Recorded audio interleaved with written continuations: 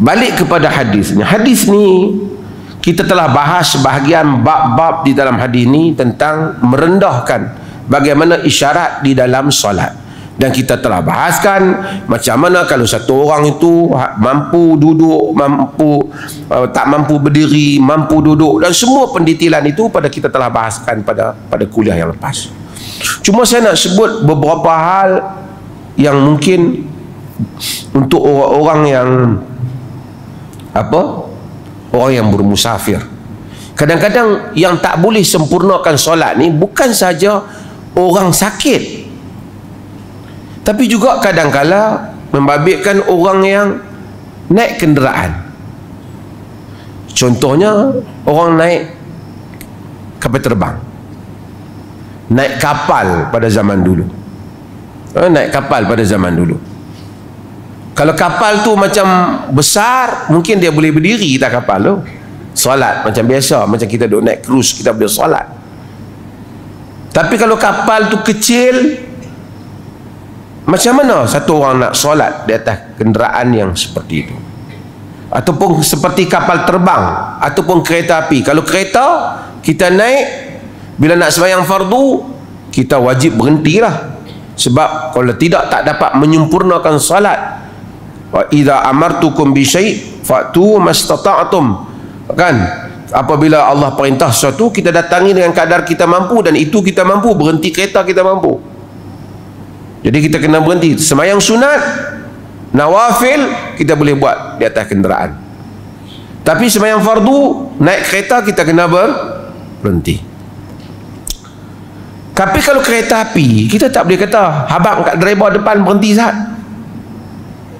Kan? Aku nak sembahyang kau. Kereta api ni laju, tak boleh nak berdiri. Demikian juga kapal terbang. Juga kalau kita naik bot ataupun kapal bergerak di laut, macam mana? Dan ini menimbulkan perbincangan di kalangan ulama.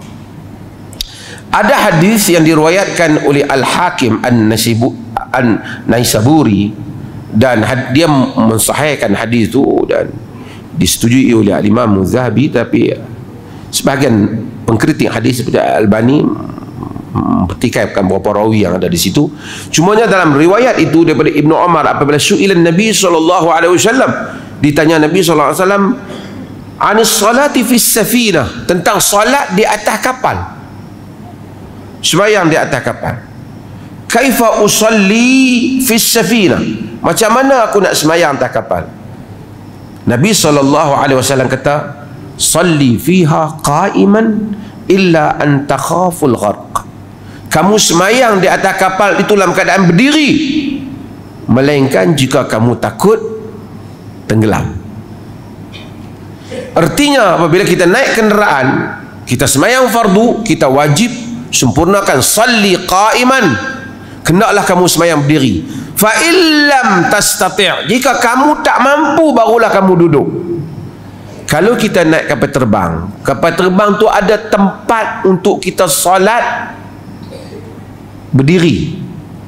Biasanya Saudi Air, ataupun biasanya kalau kita naik bisnes ataupun first class, kita boleh ada ruang untuk kita sembahyang berdiri.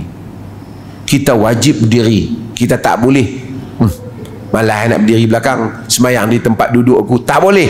Sebab kita mampu berdiri. Jika kita mampu berdiri di tempat kita tu, kita kena berdiri. Kerana asalnya kita hendak wajib berdiri, melainkan kita tak mampu. Dia ada beberapa keadaan untuk orang yang solat atas kenderaan. Kita ambil kapal terbang lah, ataupun kapal, ataupun kereta api laju, ataupun seumpamanya yang tak boleh berhenti. Kalau kapal yang besar tu tak timbul masalah. Kita boleh naik, kita boleh menghadap kiblat, dan kemudian kita boleh berdiri. Tapi kalau kita tahu, kalau kita naik kapal terbang ni, pertama kita mungkin tak boleh berdiri. Sebab kita apa? Kita pun duduk ekonomi, ya kah? Ataupun kapal terbang yang jenis tak ada tempat untuk kita salat. Dan kalaupun kita boleh berdiri, kemungkinan kita susah nak menghadap kiblat. Ada banyak perkara-perkara salat yang kita akan tertinggal dan tak boleh penuhi benda-benda yang wajib dilakukan di dalam salat. Kalau kita tahu hal yang sedemikian, dan penerbangan kita itu umpamanya kita nak fly pukul 4 petang umpamanya, ataupun kita nak fly pukul 8.30 umpamanya malam, maka kita hendaklah solat di luar sebelum masuk kapal terbang.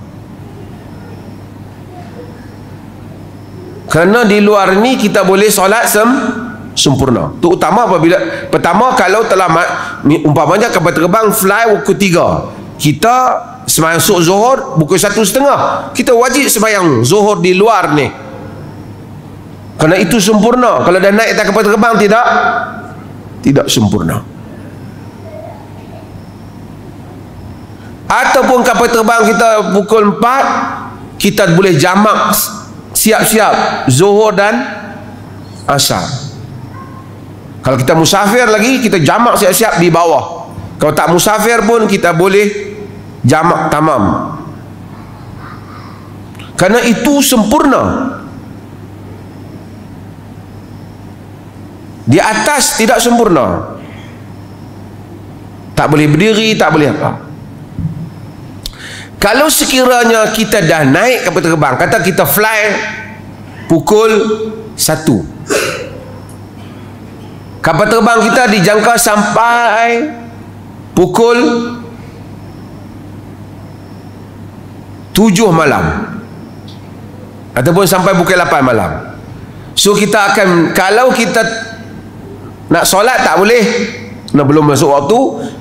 Solat waktu masuk ketika di dalam penerbangan. Ketika itu kita solat di dalam kapal terbang mengikut keadaan yang kita mampu. Tuan-tuan faham ya? Okey, saya bagi keadaan yang lain pula. Kalau kita fly pukul 1, kita sampai pukul 4, kita tahu kita boleh sampai pukul 4. Bila kita sampai pukul 4, waktu masih ada, kerana kita musafir, kita boleh jamak qasar. Maka kita tak solat di atas kapal terbang, kita solat di bawah, kerana kita mampu untuk solat dengan sempurna, berdiri di luar daripada kapal terbang. Tak boleh kita dah masuk waktu, katalah kita naik kapal terbang pukul 2, kita sampai lagi 2.30, kita pun nak semayang atas kapal terbang. Maksudnya saya nak semayang kapal terbang, semayang kapal terbang senang sikit, duduk lagi turun ke bawah, lagi nak kena berdiri. Tak boleh dia lakukan hal itu, kerana dia mampu untuk berdiri dan dia ada ruang untuk berdiri. Melainkan dia tahu kalau dia sampai, walaupun ada masa, tapi dia dah tak sempat, sekali dia nak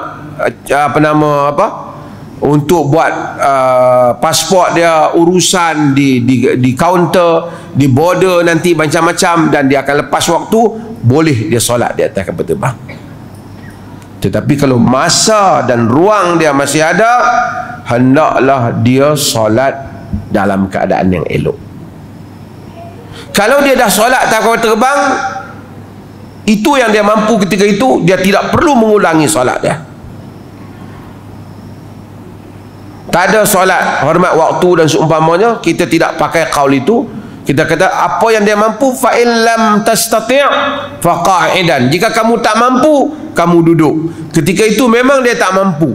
Kalau dia keluar nak tunggu kapal terbang sampai, waktu pula habis. Dan ini perlu kita fahamkan kepada saudara-saudara kita yang kadang-kadang musafir dan seumpamanya. Setengah orang di bawah dia boleh semayang, dia nak fly pukul 2.30, kita kata semayang lah. Dia kata sehari semayang atas kapal terbang lah. Dia tak boleh macam tu. Sedangkan dia boleh dah masuk waktu zuhur dah, dia boleh semayang dengan sempurna, dengan berdiri.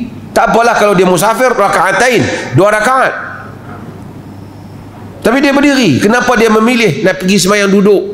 Kerana sengaja nak naik kapal terbang, nak semayang duduk, nak ada experience sikit. Dia kata tak boleh.